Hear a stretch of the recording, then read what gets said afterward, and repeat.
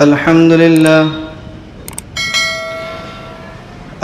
لله وكفى وسلام على عباده الذين اصطفى أما بعد فأعوذ بالله من الشيطان الرجيم بسم الله الرحمن الرحيم يمحق الله الربا ويربي الصدقات والله لا يحب كل كفار أثيم صدق الله العلي العظيم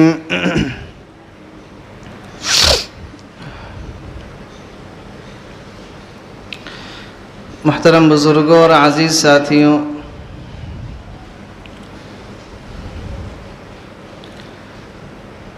جس طریقے سے عبادات میں سب سے زیادہ جو خطرناک چیز ہے وہ اللہ تبارک و تعالیٰ کے ساتھ شریک کرنا ہے، کہ اللہ تبارک و تعالیٰ کے ساتھ کسی کو شریک کرنا، اللہ تبارک و تعالیٰ کے ساتھ شرک کرنا، جس طریقے سے عبادات میں اس کا سب سے زیادہ گناہ ہے، اسی طریقے سے اعمال میں جو سب سے زیادہ گناہ ہے وہ سود کے لین دین کا ہے۔ وہ کس کا ہے؟ سود کے لین دین کا۔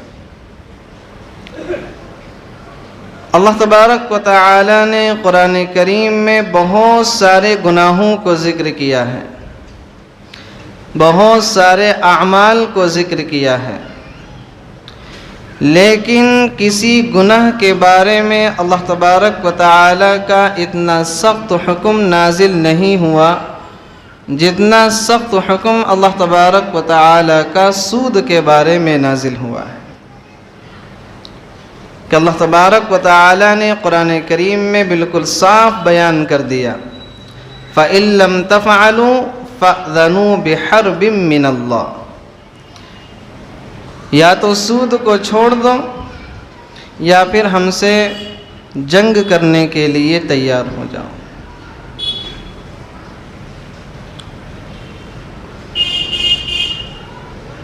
فتح مکہ کا موقع ہے، پیغمبر علیہ السلام نے حجۃ الوداع کے موقع پر شوال کے مہینے میں لوگوں کو جو خطاب کیا ہے، اس خطاب کے اندر پیغمبر علیہ السلام نے یہی بیان فرمایا ہے، اس لیے کہ سود کی جو حرمت نازل ہوئی ہے وہ حجۃ الوداع کے موقع پر شوال کے مہینے میں نازل ہوئی ہے، اور اسی موقع پر پیغمبر علیہ السلام نے لوگوں سے خطاب فرما کر ارشاد فرمایا، الذین یأکلون الربا لا یقومون الا کما یقوم الذی یتخبطہ الشیطان من المس۔ ان تمام آیات میں اللہ تبارک و تعالی نے سود کی حرمت کا حکم نازل فرمایا۔ تیسرا پارہ ہے، پاؤ پارہ ختم ہو رہا ہے، اور یہاں سے اللہ تبارک و تعالی سود کی حرمت کا بیان کرتا ہے۔ الذین یأکلون الربا، جو لوگ سود کھاتے ہیں، لا یقومون، ان کی سزا قیامت میں کیا ہوگی کہ یہ اپنی قبروں سے اٹھ ہی نہ سکیں گے، اپنی قبروں سے کھڑے نہ ہو سکیں گے۔ سود کھانے والوں کی اللہ تبارک و تعالی جو قیامت کے دن ذلت و رسوائی ہوگی، اور رسوائی کو بیان کر رہا ہے۔ لا یقومون، کہ یہ قبروں سے کھڑے نہیں ہو سکیں گے، الا کما یقوم الذی یتخبطہ الشیطان من المس، یا اگر کھڑے ہو گئے تو اس انداز سے اپنی قبروں سے اٹھیں گے جیسے کہ ان کے اوپر جنات سوار ہو گئے ہوں، ان کے اوپر شیطان سوار ہو گیا۔ آپ نے دیکھا ہوگا کہ جس آدمی کے اوپر جن سوار ہو جاتا ہے اس کا حلیہ کیسا ہو جاتا ہے، اس کا چلنا پھرنا کیسا ہو جاتا ہے، اس کے بال کہیں ہیں، اس کے کپڑے کہیں اور ہیں، اس کا چلنے کا انداز اور ہے، اس کا بات کرنے کا انداز اور ہے، غرض یہ کہ اس کی ہوائیاں اڑ جاتی ہیں۔ تو اللہ تبارک و تعالیٰ اسی چیز کو بیان کرتا ہے الا کما یقوم الذی یتخبطہ الشیطان من المس، یا تو اٹھ ہی نہ سکیں گے، اور اگر اٹھ گئے تو اس انداز سے اٹھیں گے جیسے کہ ان کے اوپر کوئی جنات سوار ہو گیا، کوئی شیطان سوار ہو گیا. اور یہ سارا کا سارا عذاب ان کو کس وجہ سے ہوگا؟ اللہ تبارک و تعالی نے پھر آگے ارشاد فرمایا ذَلِكَ بِأَنَّهُمْ قَالُوا إِنَّمَا الْبَيْعُ مِثْلُ الرِّبَا، یہ اس وجہ سے ہوگا کہ یہ لوگ دنیا میں یہ کہتے تھے کہ تجارت جو ہے وہ سود ہی کی طرح ہے، جیسی تجارت ہوتی ہے ویسا ہی سود ہے، اس کے اندر کوئی برائی نہیں ہے. اور آگے اللہ تعالیٰ فرماتا ہے وَأَحَلَّ اللَّهُ الْبَيْعَ وَحَرَّمَ الرِّبَا، حالانکہ اللہ تبارک و تعالی نے سود کو حرام کیا ہے اور اللہ تبارک و تعالی نے تجارت کو حلال کیا. دونوں کے اندر زمین آسمان کا فرق ہے. تجارت کو اللہ تعالی نے حلال کیا ہے اور سود کو اللہ تعالی نے حرام کیا ہے. فَمَنْ جَاءَهُ مَوْعِظَةٌ مِّن رَبِّهِ فَانْتَهَا فَلَهُ مَا سَلَفَ، جس آدمی کو سمجھ آ گئی، عقل آ گئی اور اس آدمی نے اس چیز سے توبہ کر لی، سود کو چھوڑ دیا، فَانْتَهَا فَلَهُ مَا سَلَفَ وَأَمْرُهُ إِلَى اللَّهِ، پھر اس کا جو معاملہ ہے وہ اللہ تعالیٰ کے سپرد ہے، یعنی اللہ تبارک و تعالیٰ اس کو معاف کر دے گا. کس کو؟ جس آدمی نے سود کا لین دین چھوڑ دیا. وَمَنْ عَادَ فَأُولَئِكَ أَصْحَابُ النَّارِ، اور جس آدمی نے اس معاملے کو چھوڑنے کے بعد پھر دوبارہ سے یہ سلسلہ شروع کیا، دوبارہ سے سود کا لین دین کیا، فَأُولَئِكَ أَصْحَابُ النَّارِ هُمْ فِيهَا خَالِدُونَ، اللہ تعالیٰ فرماتا ہے کہ پھر ہم ان کو جہنم کے اندر داخل کریں گے، اور جہنم کے اندر کچھ وقتوں کے لیے داخل نہیں کریں گے، ہم فیہا خالدون، وہ اس میں ہمیشہ ہمیشہ رہیں گے، وہ اس میں ہمیشہ ہمیشہ رہیں گے. پھر آگے اللہ تبارک و تعالی ایمان والوں کی صفت کو بیان کرتا ہے کہ جو لوگ اچھے اعمال کرتے ہیں، جو لوگ نیک اعمال کرتے ہیں، ہم ان کو جنت کے اندر داخل کریں گے، وہ جنت کے اندر ہمیشہ ہمیشہ رہیں گے. آگے اللہ تبارک و تعالی نے اسی رکوع کے اندر بیان فرمایا یمحق اللہ الربا ویربی الصدقات، اللہ تعالیٰ سود کو گھٹاتا ہے اور حلال کمائی کو بڑھاتا ہے. اللہ تعالیٰ سود کو گھٹاتا ہے اور حرام اور حلال جو کمائی ہے اس حلال کمائی کو بڑھاتا ہے. حالانکہ دیکھنے کے اعتبار سے ایسا ہوتا ہے کہ سود سے انسان کی دولت بڑھتی ہے، لیکن پیغمبر علیہ السلام نے ایک جگہ ارشاد فرمایا اگر سود کا پیسے سے شروع میں انسان کی دولت بڑھ رہی ہے تو اس کا جو آخر کار انجام ہوگا وہ بے برکتی ہوگی، مال کا ضیاع ہوگا اور سارا کا سارا مال ہلاک ہو جائے گا. تو یمحق اللہ الربا ویربی الصدقات، سود کو اللہ تعالیٰ گھٹاتا ہے اور حلال روزی کو اللہ تعالیٰ بڑھاتا ہے. واللہ لا يحب كل کفار اثیم، اور اللہ تبارک و تعالیٰ ناشکرے کی اور گنہگار سے محبت نہیں کرتا. اور پھر اللہ تبارک و تعالیٰ نے وہ سخت حکم نازل کیا جس کا میں نے شروع میں آپ سے بیان کیا، یا ایھا الذین آمنوا اتقوا اللہ وذروا ما بقی من الربا ان کنتم مؤمنین. اے ایمان والو، اللہ تبارک و تعالیٰ سے ڈرو، وذروا ما بقی من الربا، اور جو تم نے سود کا لین دین کیا ہے اس کو چھوڑ دو، ان کنتم مؤمنین، اگر تم ایمان رکھتے ہو، اگر تم ایمان رکھتے ہو. فَإِن لَّمْ تَفْعَلُوا فَأْذَنُوا بِحَرْبٍ مِّنَ اللَّهِ وَرَسُولِهِ، اور اگر تم نے ایسا نہیں کیا، تم نے سود کا لین دین نہیں چھوڑا، فَأْذَنُوا بِحَرْبٍ مِّنَ اللَّهِ وَرَسُولِهِ، پھر تم اللہ اور اس کے رسول کے مقابلے میں آ گئے، پھر تم اللہ اور اس کے رسول کے مقابلے میں آ گئے. اور ظاہر سی بات ہے کہ جو اللہ اور اس کے رسول کے مقابلے میں آ جائے اللہ تبارک و تعالیٰ اس کو دنیا میں بھی ذلیل کرے گا، آخرت میں بھی ذلیل کرے گا. وَإِن تُبْتُمْ فَلَكُمْ رُؤُوسُ أَمْوَالِكُمْ، اور اگر تم نے سود کا لین دین چھوڑ دیا، اللہ تبارک و تعالیٰ سے توبہ کر لی، تو تمہیں جو تمہارا اصل مال ہے وہی ملے گا. لا تظلمون ولا تظلمون، نہ دنیا میں کسی پر ظلم کرو اور نہ آخرت میں تمہارے اوپر ظلم کیا جائے گا.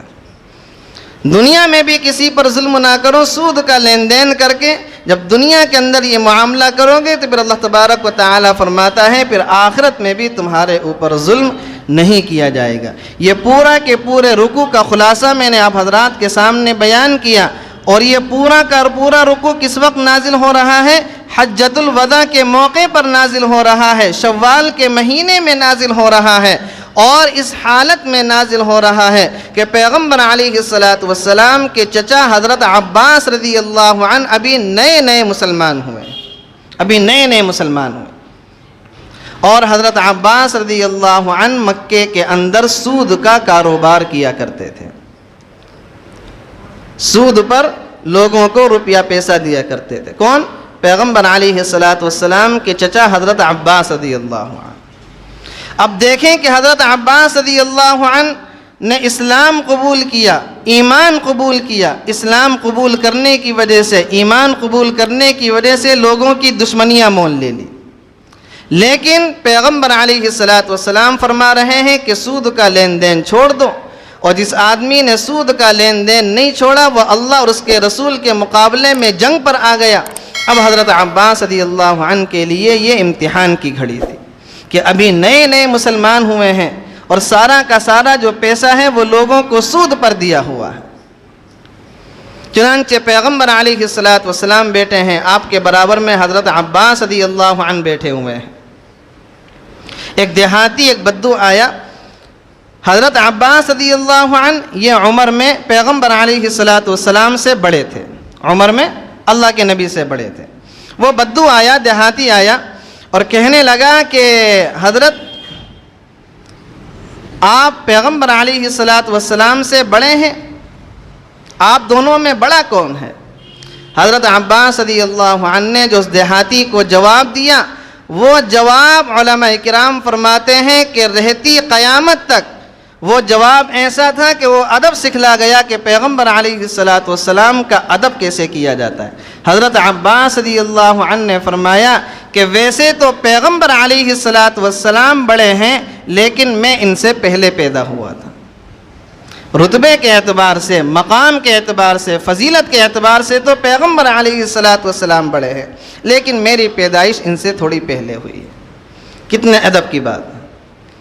اب پیغمبر علیہ السلام نے دیکھا کہ حضرت عباس رضی اللہ عنہ نے جو اپنی ساری دولت ہے وہ سود پر دی ہوئی ہے، اور ابھی بالکل نئے مسلمان ہوئے ہیں، تو حضرت عباس رضی اللہ عنہ کے لیے بڑی مشکل کی گھڑی تھی، اور اس وقت اس بات پر عمل بھی کرنا تھا، اس لیے کہ اللہ تعالیٰ کا حکم نازل ہو گیا تھا۔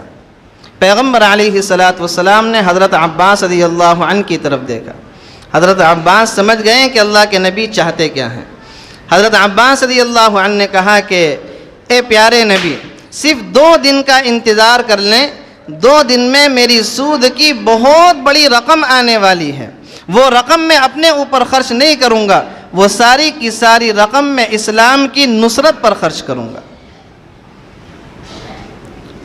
اسلام کی نصرت پر خرچ کروں گا۔ لیکن پیغمبر علیہ السلام نے کہا کہ نہیں، جو کام 2 دن کے بعد ہونا ہے وہ کام آج بھی ہونا ہے۔ چنانچہ پیغمبر علیہ السلام کھڑے ہوئے اور آپ نے ارشاد فرمایا کہ لوگوں سودی کاروبار اور سودی لین دین چھوڑ دو، اور سب سے پہلے میں جو سود معاف کرتا ہوں وہ اپنے چچا حضرت عباس رضی اللہ عنہ کا سود معاف کرتا ہوں، کہ حضرت عباس رضی اللہ عنہ کا پیسہ جو لوگوں کے پاس سود پر گیا ہوا ہے، اس کا جتنا سود بنتا ہے وہ سارا کا سارا میں نے معاف کر دیا۔ علماء کرام فرماتے ہیں کہ اس زمانے میں 10,000 مسقال سونا تھا۔ کتنا سونا تھا؟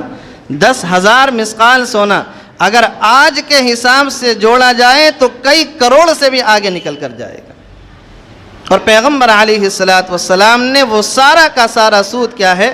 معاف کر دیا۔ تو یہی ہے یا ایھا الذین آمنوا اتقوا اللہ وذروا ما بقی من الربا ان کنتم مؤمنین، اے ایمان والو اگر تمہارے اندر ایمان ہے تو سود کا لین دین چھوڑ دو اگر تم ایمان رکھتے ہو۔ فَإِن لَّمْ تَفْعَلُوا فَأْذَنُوا بِحَرْبٍ مِّنَ اللَّهِ وَرَسُولِهِ، اور اگر تم نے ایسا نہیں کیا تو پھر تم اللہ اور اس کے رسول کے مقابلے میں جنگ کے لیے نکل آئے۔ پیغمبر علیہ السلام نے ایک حدیث شریف میں ارشاد فرمایا اجتنبوا السبع الموبقات، 7 ہلاک کرنے والی چیزوں سے بچو۔ کتنی چیزوں سے؟ 7 ہلاک کرنے والی چیزوں سے بچو۔ صحابہ کرام نے فرمایا اے اللہ کے نبی وہ 7 ہلاک کرنے والی چیزیں کیا ہیں؟ پیغمبر علیہ السلام نے فرمایا نمبر 1 الشرک باللہ، اللہ تبارک و تعالیٰ کے ساتھ شرک کرنا۔ یہ کیا ہے؟ یہ انسان کو ہلاک کرنے والی ہے۔ دوسرے نمبر پر پیغمبر علیہ السلام نے فرمایا والسحر، جادو ٹونا، یہ بھی انسان کو ہلاک کرنے والا ہے۔ تیسرے نمبر پر پیغمبر علیہ السلام نے فرمایا وقتل النفس التي حرم اللہ الا بالحق، کسی مسلمان کو ناحق قتل کرنا، یہ بھی انسان کو ہلاک کرنے والا ہے۔ چوتھے نمبر پر پیغمبر علیہ السلام نے فرمایا وَأَكْلُ الرِّبَا، اور سود کھانا، یہ بھی انسان کو ہلاک کرنے والا ہے۔ پانچویں نمبر پر پیغمبر علیہ السلام نے فرمایا وَأَكْلُ مَالِ الْيَتِيمِ، اور کسی یتیم کا مال کھانا، یہ بھی انسان کو ہلاک کرنے والا ہے۔ اور چھٹے نمبر پر پیغمبر علیہ السلام نے فرمایا کفار کے مقابلے میں جنگ کی حالت میں میدان سے پیٹ پھیر کر بھاگنا، یہ بھی انسان کو ہلاک کرنے والا ہے۔ اور ساتویں چیز جو آپ علیہ السلام نے ارشاد فرمائی وہ ہے پاک دامن عورتوں پر تہمت لگانا۔ پاک دامن عورتوں پر تہمت لگانا، یہ وہ 7 چیزیں ہیں۔ اجتنبوا السبع الموبقات، پیغمبر علیہ السلام نے فرمایا کہ 7 ہلاک کرنے والی چیزوں سے بچو۔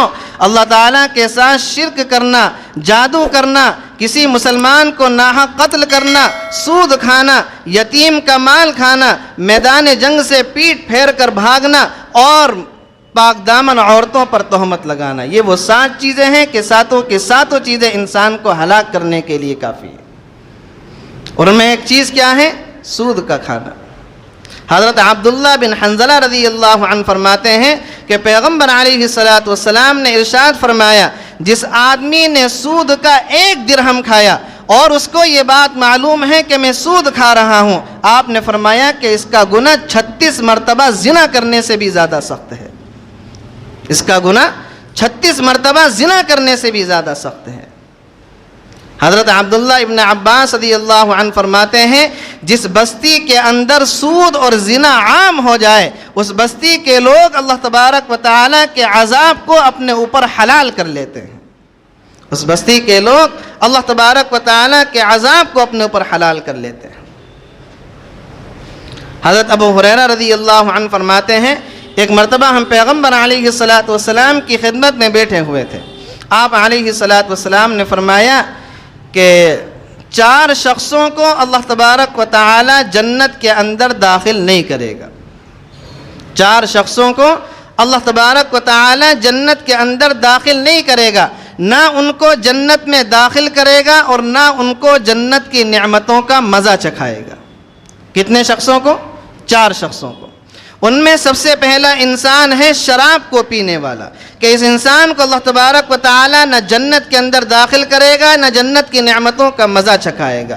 دوسرے نمبر پر ہے سود کا کھانے والا، اس کو بھی اللہ تبارک و تعالی نہ جنت میں داخل کرے گا نہ جنت کی نعمتوں کا مزہ چکھائے گا۔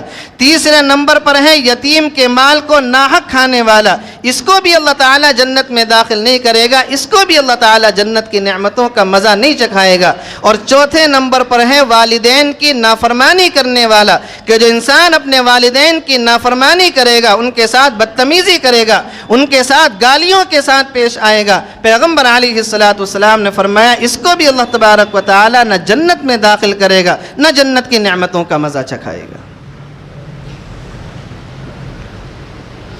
ایک اور حدیث میں حضرت ابو ہریرہ رضی اللہ عنہ فرماتے ہیں کہ پیغمبر علیہ السلام نے فرمایا ان گناہوں سے بچو جو گناہ بغیر توبہ کے اللہ تبارک و تعالی معاف نہیں کرتا، بغیر توبہ کے اللہ تبارک و تعالی کسی کو بخشتا نہیں ہے۔ اور وہ گناہ کیا ہے؟ ان میں ایک گناہ ہے خیانت، کسی کے ساتھ خیانت کرنا۔ جس چیز کی خیانت کی ہے پیغمبر علیہ السلام نے فرمایا قیامت کے دن اس چیز کو اپنے ساتھ لے کر آئے گا، قیامت کے دن اس چیز کو اپنے ساتھ لے کر آئے گا۔ اور دوسری چیز آپ نے فرمائی سود کا کھانا۔ یہ 2 گناہ ایسے ہیں کہ ان 2 گناہ کو پہ اللہ تبارک و تعالی بغیر توبہ کے معاف نہیں کیا کرتا۔ اس لیے میرے محترم بزرگوں اور دوستوں، سود کے کھانے سے بچو، سود کے لین دین سے بچو، اور اللہ تبارک و تعالیٰ نے اس کے بارے میں قرآن کریم میں سب سے سخت حکم نازل فرمایا ہے۔ ایک اور حدیث میں پیغمبر علیہ السلام نے فرمایا سود کے 73 دروازے ہیں۔ سود کے کتنے دروازے ہیں؟ 73 دروازے ہیں۔ آپ نے فرمایا سب سے ہلکے درجے کے سود کا گناہ یہ ہے کہ کوئی انسان اپنی ماں کے ساتھ منہ کالا کرے۔ سب سے ہلکے درجے کا جو سود ہے اس کا گناہ کیا ہے کہ کوئی انسان اپنی ماں کے ساتھ زنا کرے، اپنی ماں کے ساتھ منہ کالا کرے۔ کون انسان یہ چاہے گا؟ کس کا ذہن اتنا خراب ہوگا، کس کا ضمیر اتنا مرا ہوا ہوگا کہ جو اپنی ماں کے ساتھ منہ کالا کرنا چاہے گا؟ اور پیغمبر علیہ السلام نے فرمایا کہ سب سے ہلکے درجے کا سود کا گناہ یہی ہے کہ اپنی ماں کے ساتھ زنا کرنا۔ اور ہمارے مسلمانوں کے اندر سود کا لین دین کا رواج کتنا زیادہ بڑھ گیا ہے، کتنا زیادہ چل رہا ہے۔ اس بارے میں ہمیں غور و فکر کرنا چاہیے، اس بارے میں ذرا ہمیں سوچنا چاہیے۔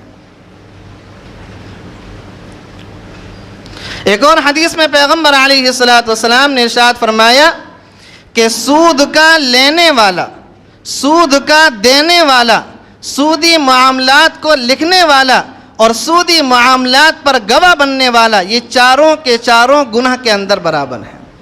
یہ چاروں کے چاروں گناہ کے اندر برابر ہیں۔ سود کا لینے والا، سود کا دینے والا، سود کے معاملے کو رجسٹر میں، کاپی میں، کمپیوٹر میں، موبائل میں لکھنے والا اور اس پورے کے پورے معاملے پر گواہ بننے والا، چاروں کے چاروں گناہ کے اندر کیا ہیں؟ برابر ہیں۔ کہ سود کا جو گناہ ہے ان چاروں کو برابر سے گناہ ملے گا۔ چنانچہ کتابوں کے اندر ایک واقعہ لکھا ہے کہ شیخ علی مدینی رحمۃ اللہ علیہ یہ امام بخاری رحمۃ اللہ علیہ کے استاذوں میں سے ہیں، بڑے جلیل القدر محدث ہیں، بڑے پائے کے بزرگ ہیں، اور اللہ تبارک و تعالی نے علم حدیث میں ان کو بڑی مہارت عطا کی تھی۔ فرماتے ہیں کہ میرے والد کا انتقال ہوا اور میرا یہ معمول تھا کہ میں اللہ کے فضل سے حافظ بھی تھا، اور میں روزانہ اپنے والد کی قبر پر جایا کرتا تھا اور اپنے والد کی قبر پر تھوڑا قرآن کریم پڑھ کر آتا تھا، ان کو ایصال ثواب کرتا تھا۔ فرماتے ہیں کہ رمضان کا مہینہ تھا اور میں حسب معمول 27ویں شب کو سحری کرنے کے بعد اور پھر فجر کی نماز پڑھنے کے بعد میں اپنے والد کی قبر پر گیا۔ جب میں قبر پر گیا تو میں کیا دیکھتا ہوں کہ میرے والد کے برابر میں جو قبر ہے اس قبر کے اندر سے آوازیں نکل رہی ہیں، ہائے ہائے کی آوازیں آ رہی ہیں، چیخنے کی آوازیں آ رہی ہیں، چلانے کی آوازیں آ رہی ہیں۔ فرماتے ہیں کہ میرا دل سہم گیا، میں ڈر گیا کہ پتہ نہیں کیا معاملہ، اندھیرا ہو رہا تھا۔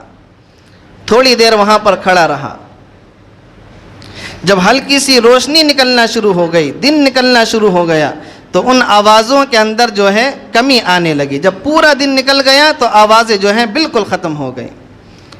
فرماتے ہیں کہ پھر لوگوں کی چہل پہل شروع ہو گئی، کچھ لوگ باہر نکل کر آئے، اپنے گھروں سے آئے، تو میں نے پوچھا کہ اس قبر کے اندر کون دفن ہے؟ لوگوں نے کہا کہ آپ کے محلے میں فلاں صاحب جو رہتے تھے وہی اس قبر کے اندر دفن ہیں۔ فرماتے ہیں کہ میں ان کو بڑے اچھے سے جانتا تھا، 5 وقت کے نمازی تھے، صف اول کے اندر نماز پڑھتے تھے، تکبیر اولیٰ کے ساتھ نماز پڑھا کرتے تھے، اور ہر وقت مسجد کے اندر ذکر و اذکار میں مشغول رہتے تھے، صبح شام اللہ تبارک و تعالیٰ کا ذکر کیا کرتے تھے۔ بڑا حیران ہوا کہ ایسے آدمی کو اللہ تبارک و تعالیٰ قبر میں عذاب دے رہا ہے۔ فرماتے ہیں کہ اس کے گھر چلا گیا، اور گھر جانے کے بعد میں نے کہا کہ آپ کے والد جو ہیں ان کے بیٹوں سے میں نے محلے کے اندر جا کر یہ پتہ نکالا، اور پتہ یہ چلا کہ ان کی کوئی اولاد نہیں تھی، شادی شدہ تھی، ان کی بیوی تھی، اور ان کا بہت بڑا کاروبار تھا۔ لوگوں نے ان کے بارے میں بتایا کہ جب یہ ضعیف ہو گئے تھے، کمزور ہو گئے تھے اور کاروبار سنبھالنے کی ان کے اندر طاقت نہیں تھی، تو ان کے دوستوں نے ان کو یہ مشورہ دیا کہ تمہاری اب کاروبار سنبھالنے کی طاقت نہیں ہے، تم اپنا پیسہ لوگوں کو سود پر دے دیا کرو، اس کی جو آمدنی ہوا کرے گی اس سے تم اپنے گھر کا خرچہ چلایا کرو۔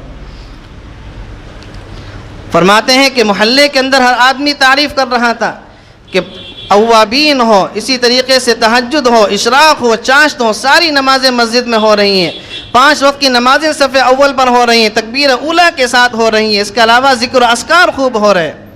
لیکن جب یہ پتہ چلا تو میں فوراً سمجھ گیا کہ ذکر و اذکار یہ ایک طرف، اللہ تعالیٰ کی عبادت ایک طرف، اشراق، چاند، تہجد، یہ ساری کی ساری چیزیں ایک طرف، اور یہ قبر کے اندر جو ان کا عذاب ہو رہا ہے وہ سودی لین دین کی وجہ سے ہو رہا ہے۔ قبر میں جو عذاب ہو رہا تھا کس وجہ سے ہو رہا تھا؟ سودی لین دین کی وجہ سے۔